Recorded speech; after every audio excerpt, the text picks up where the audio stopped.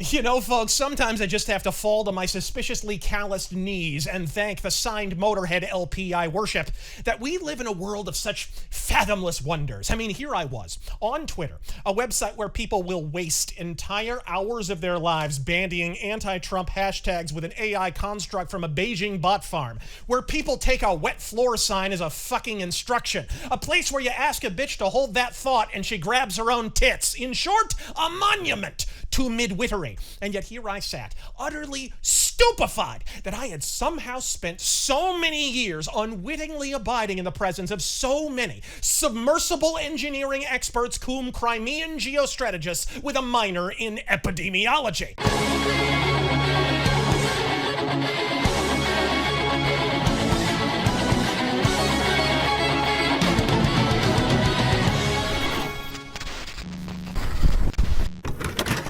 Late last week, as if from fucking nowhere, everyone was suddenly inordinately concerned with a mysterious oxygen countdown for a submarine not a soul had previously been in danger of proffering a fuck for. And so, with a snap of a finger, the Titan sub went from the name of a gay sex position to front page bloody murder headlines. I mean, it had it all. Oblivious billionaire cutting corners and killing people, a tie-in with the Titanic white wokeness even factored in, as the owner had evidently fired an infinitely more qualified candidate due to acute melanin deficiency. And I quote, "Old white men are boring." Yeah, and at least one old white man is currently boring into the hull. Why, it even featured the maudlin tale of a father and teenage son sailing off in an attempt at bonding. Unaware that would mean at the subatomic level. It was engaging, it was ultimately tragic, which made it the ideal distraction from a week the mainstream media and its monoparty warlords would probably prefer remained memory hold. Fortunately for them, it was a topic all but engineered such that one couldn't help oneself from weighing in on it. And if that offends you enough to comment below, well, you've sort of proven my point, haven't you? And I hate to break it to those of you shrieking the words conspiracy theorist in the comments section, friends, countrymen, kindly shit stains.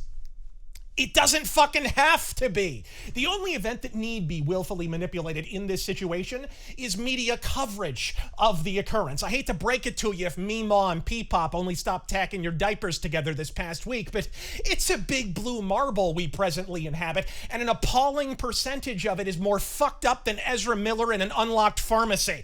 Point being, at any given moment, even as the monkey paw miracle of the interwebs transmits this missive into your impressionable eye holes, all manner of murderous or majestic, charitable and pitiable, humane and inhuman events occur in concert, and all an obfuscatory media talking head need do should a story they'd prefer you not to pay attention to emerge is pluck one of said stories from the ether in its stead. The more libidinous, salacious, or deleterious, the better to serve their distractive purpose, and the offending event all but vanishes in a cloud of Hunter Biden crack smoke. And speaking of the man with the plan in the windowless van, the progeny of the arch-lich in the Oval Office just so happened to plead to the lightest slap on the wrist this side of a midget battle royale at more or less the exact same time the media kicked off the Poseidon Adventure reboot. What they didn't tell you, at least not for a fucking week, is that both the U.S. and Royal Navies heard an underwater implosion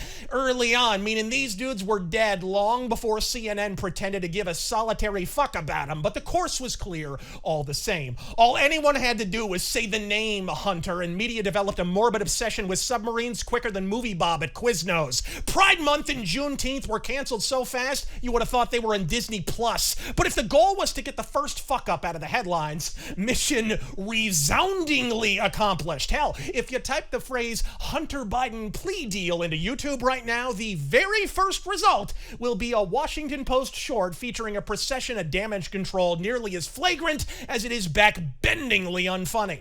Hello? In 2017 and 2018, you made $1.5 million in taxable income, and you didn't pay your taxes. My administration is investigating this. Sorry, he just followed me here.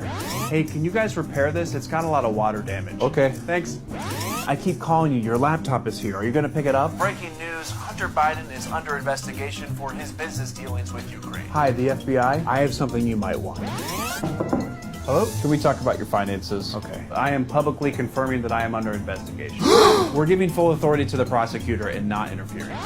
We've reached an agreement. Hunter Biden will plead guilty to 2 minor tax crimes and admit to the facts of a gun charge. We will recommend 2 years of probation and diversion. But what about his unpaid taxes? I paid them. And the gun charge? On the paperwork to get a gun, I said I wasn't doing drugs, but I actually was at the time. Aha, so you admit it? Yeah, I even said so in my autobiography. So this case is over. It's resolved. Actually, the investigation is still ongoing. What secrets do you keep? To hear the custodians of the narrative tell it, Hunter owned up to a couple innocent tax crimes. No harm, no foul, no Chinese hookers or Malia Obama cocaine credit cards in attendance, and certainly no prostitute tax write-offs. Conveniently omitted from the Pinko Post grating little shit skit? Oh, the part where the FBI conveniently lost self-same fucking laptop. Cause who among us hasn't misplaced a $3,000 thingy-mabob, especially when you work for an organization with such a sophisticated surveillance apparatus that kept a running tally on Martin Luther King Jr.'s hotel room orgies 50 years before the fucking internet. In this, the composter pulling the self-same watch the birdie bullshit as the mainstream media at large. Chiefly that they're focusing on how minor the charged offenses against Hunter Biden actually are, while designedly ignoring all the offenses we have photographic evidence he did commit within the statute of limitations, and he isn't being fucking charged with. Not to worry, though, for no sooner had they concluded the saga of a sub who'd been crab food for no fewer than 4 days before they were even a fucking news story, then another news story took its place. President Vladimir Putin is accusing the Wagner mercenary group of an armed rebellion,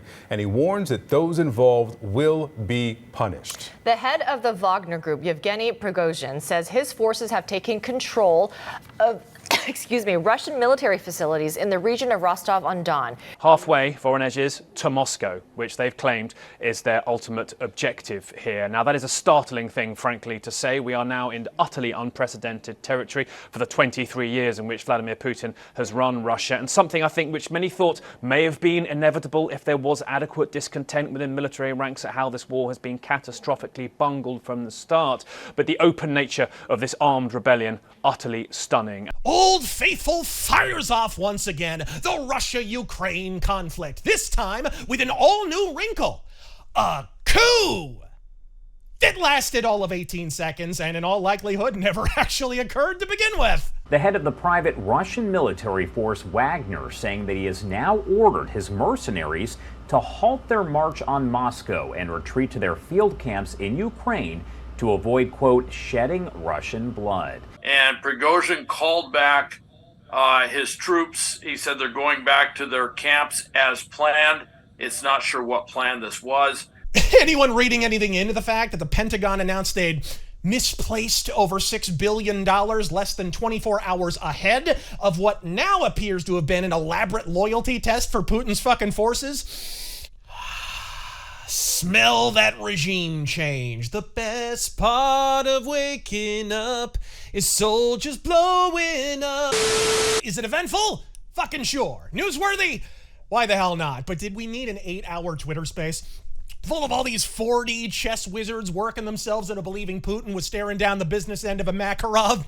Not so fucking much. Look, you can bitch and bloviate and label me a fence sitter all you like. Hell, you could rack yourself on that fence if there was anything to injure. I do not fucking care. Ukraine is such an obvious laundering operation, their battle flag is a downy dryer sheet, which frankly explains the spin cycle. And make no mistake, Russia don't give a flea circus-sized fuck about American interests. Russia is out for Russia. Must be fucking nice. Or at least what Putin construes as the immediate interests of Russia. Who the hell knows? Maybe the coup that never was in fact a near miss. Maybe the military were pissed the soup in the canteen went from beaten cabbage to cabbage and beet. One thing I know for mortally certain, the media ain't got a motherfucking clue. 10 seconds into that St. Petersburg bong rip, mainstream reporters were already alleging the Russian president was all but body bagged, while known paid DNC mouthpieces such as George Takei claimed he was hiding out in a pillow fort on Pluto. I'd sooner bet on Jake Paul fighting someone his own age than the mainstream media having even a tenuous grasp on the conflict in Ukraine. Hell, Obama's own national security advisor, Ben Rhodes, stated several years ago that media foreign policy experts would, on the whole, happily swill whatever gruel the administration ladled onto their plate on account of they are, without exception, fully fucking clueless on the topic. Hell, half the time they can't even correctly tell you what's happening behind the doors of the DNC and RNC in their own country, the former of which they're practically on the payroll of. How in the darkest halls of hell are they expected to possess even an ionic particle of credibility on the endlessly interlocking clockwork of Crimean-Ukrainian conspiracy when they're walking into this movie centuries after it originally started? With respect to the Russia-Ukraine conflict, my lone lingering regret is that they both can't lose. Watching you world-rending retards planting your little cocktail flags over which impossibly evil country's gonna kick the other's ass is like being a porn star watching the director argue with a cinematographer about how to light the money shot. Either way, I'm getting fucked. I'm Razor Fist. God fucking speed.